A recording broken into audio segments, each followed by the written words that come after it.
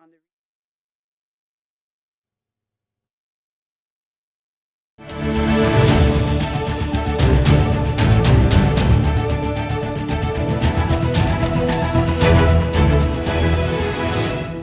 Aloha and good afternoon. I'm Dylan Ancheta in the H&N Digital Center. We bring you this live breaking news conference with Honolulu Police. Let's listen in.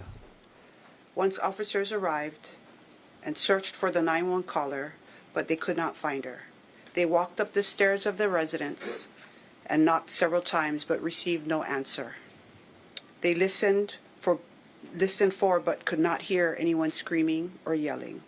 One of the officers checked with nearby residents who said that they had not heard any screaming either. The officer then requested that the caller be called back. However, the communications officer was unable to call the caller back because she had an international phone number. After checking the area around the home, the officers documented their findings and left the home shortly before 9 a.m. At 9:15 a.m., the same caller called 911 and said that she had not made contact with the police initially. The officers arrived and was able to meet with her while she was standing in front of the home. She identified herself as a tenant and she was visibly shaken. At that time, she told the officer she was in her room when she heard screaming between 2 and 2:30 a.m. She said that she locked herself in the room and heard the screaming just outside the door. She said that she did not meet with the initial officer because she was afraid to come out of her room due to seeing blood seep under her bedroom door. Too afraid to open the door, she climbed out of her window and met with officers when she called the second time. The responding officers immediately checked the front door, which was locked. They were able to see an unresponsive person through the window. They called out to the person but received no answer. Officers entered through the back door and found the unresponsive male laying in blood in the hallway. He had stab wounds to the chest and was deceased. He was later identified as the suspect, 46-year-old Paris Oda. Officers began clearing the home, going from room to room. In the first bedroom, they found a young female deceased on the floor in a pool of blood with visible stab wounds to her leg and upper body.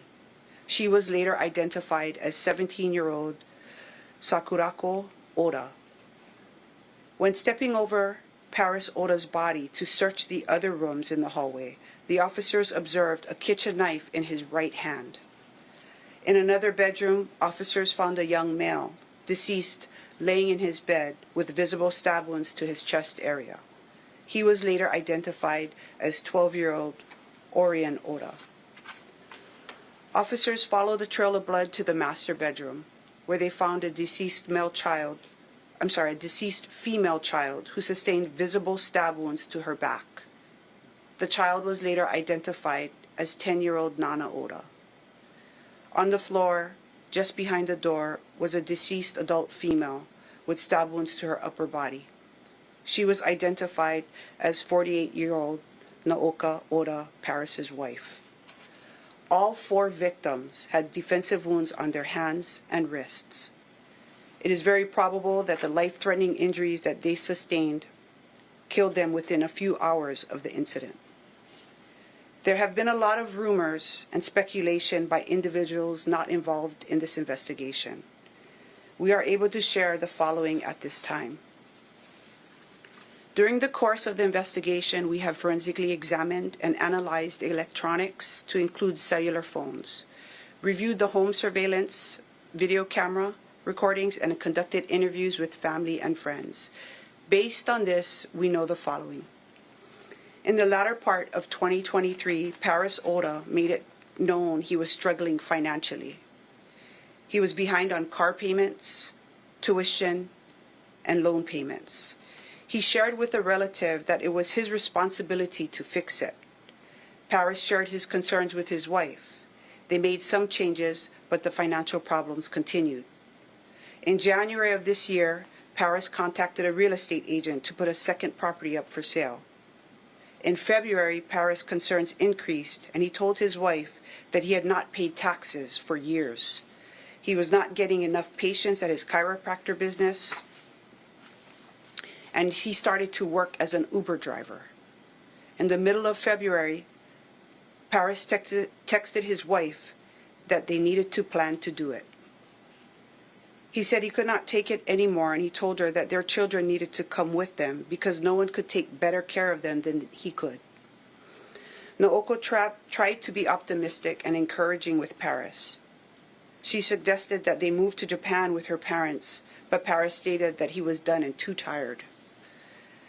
Paris started to withdraw and became quiet and distant. Paris's financial distress heightened in March as the tax season approached. He told relatives that he would rather die before going to jail for unpaid taxes. At that time, he also said that he would kill his family and burn the house down. Paris unsuccessfully tried to obtain a gun around the same time. Based on the investigation so far, the motives for the 4 murders was Paris's financial distress. Our investigation is still ongoing, and we are still reviewing electronics and conducting interviews and testing evidence. And I could take a few questions at this time. Lieutenant, may I ask first, how are the investigating officers doing? They're doing well. They understand, it's our job, what we have to do, but at the same time, they understand that we have the resources available to them if they need to talk to somebody. Our peer support is excellent with that.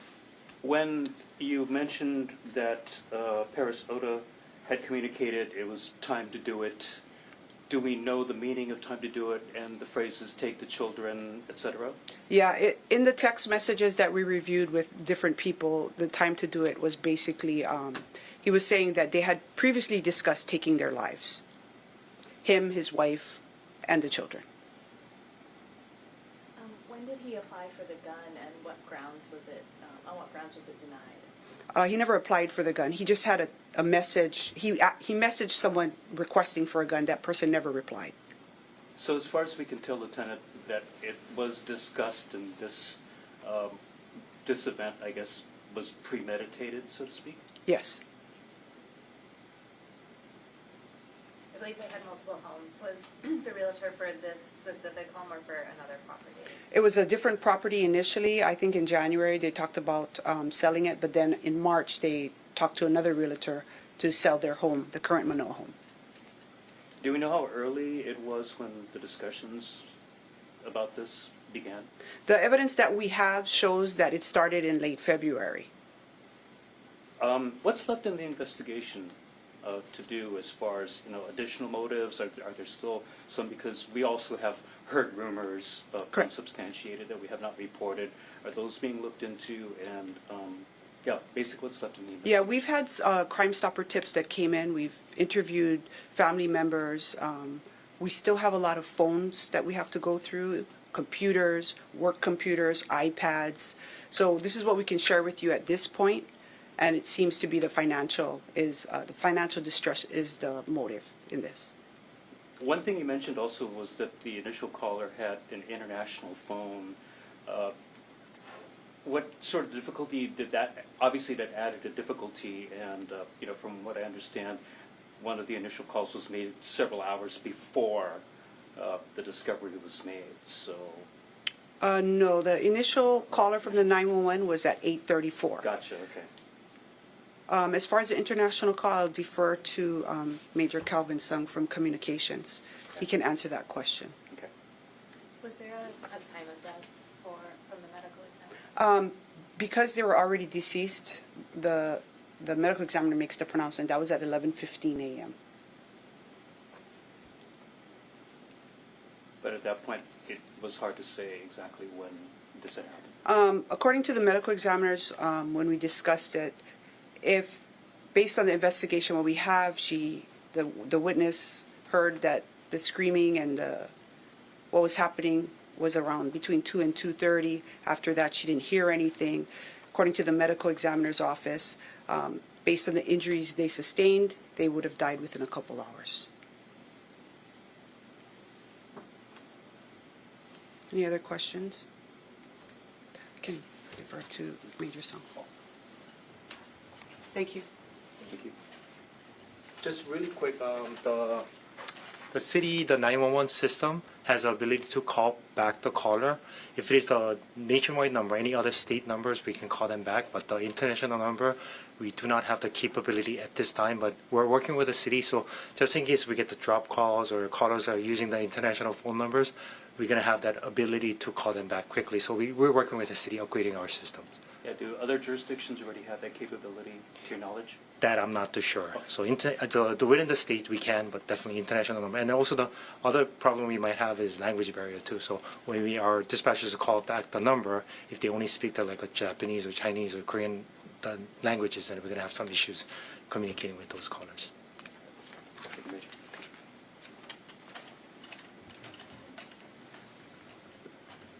Lieutenant, are we talking about Kunia at all? So that person speaking is in custody. Okay. Do we have anything else? Any nuts and bolts? Not yet. Not yet? Okay.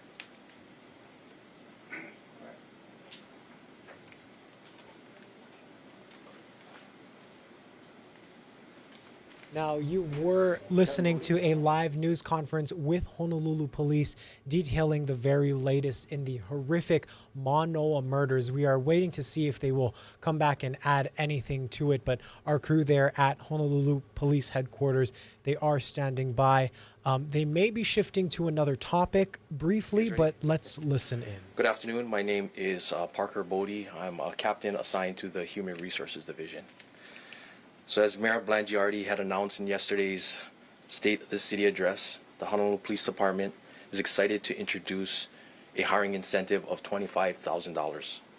Our next recruit class, which starts in April, will be eligible to receive the hiring incentive upon successful completion of tiered performance standards.